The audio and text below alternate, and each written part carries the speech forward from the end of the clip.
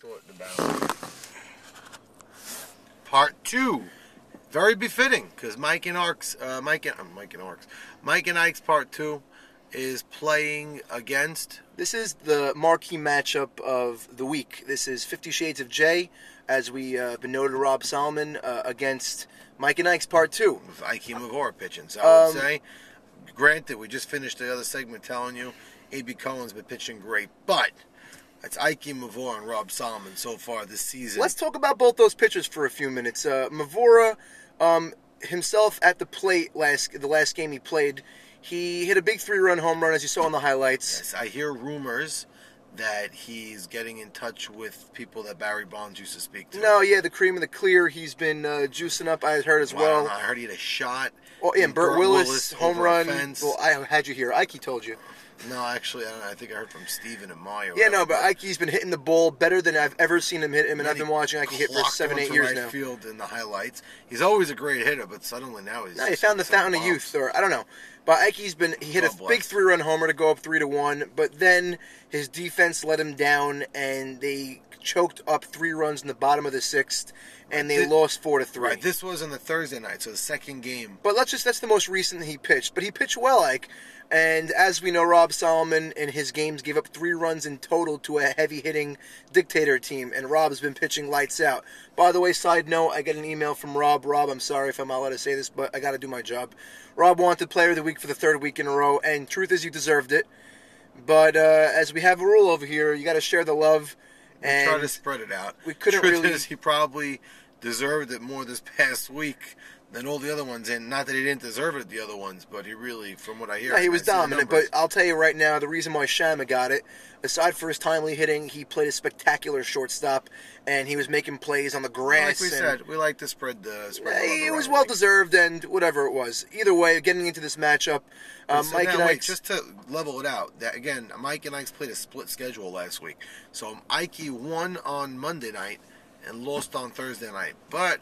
Like we've been saying, Ike and Rob have both been pitching unbelievable. Ike pitched in that momentous night against A.B. Cohen, and he pitched forever. I know he was exhausted the following day, which was deservedly understood. But look at their records right now. It's Mike and Ike's is 6-2. 6-2. And 50 Shades is 7-3. So this looks like the matchup.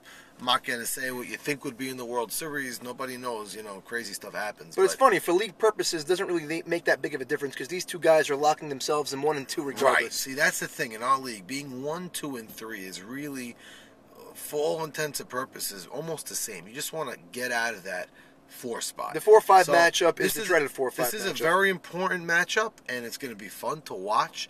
And we'd like to see who's the cream of the crop and how these teams play and match up against each other. Truth is, the 500 teams want them to split as well because they still think they have a shot for the top spot or the second spot. Well, I don't know. Like I said, with 2 and 3, I think everybody's going to assume. No, it's a mind game thing. You want to be top spot. Maybe, but it looks like these two are going to be 1 and 2. How do I think these games are going to fare out? As the season's been rolling along, hearing Isaac Dweck talk about it, and other people talk about it as well. We always was saying Shades of Jay's offense is weak. Well, now Isaac tells me, I'm looking at the league and I see everybody. I think everybody's the same. It's not that they're the same. They've been very clutch. And guys that you would not think would be hitting before the year started, for example, Yitz Belch. Or who else? Guys like... Toby's not there anymore. No, who else has been hitting on their team that... I know Rob himself, he didn't really know who's going to be a hitter. Right. And Rob's David Rishdie, we know he's a hitter. David Rishdie's been... basically, their team is very nicely assembled.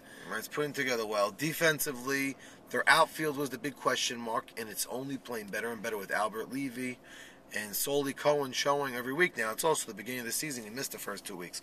So they're coming into their own.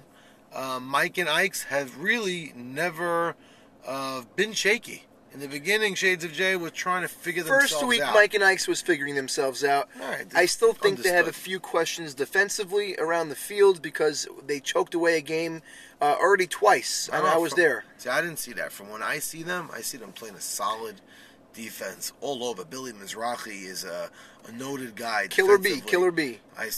Whether you put him in short center field, Braha's been playing a nice shortstop, but Lewis is playing an okay third, not great. I saw him play a great third when I saw. So, I guess again, everybody, it's softball, week to week stuff happens.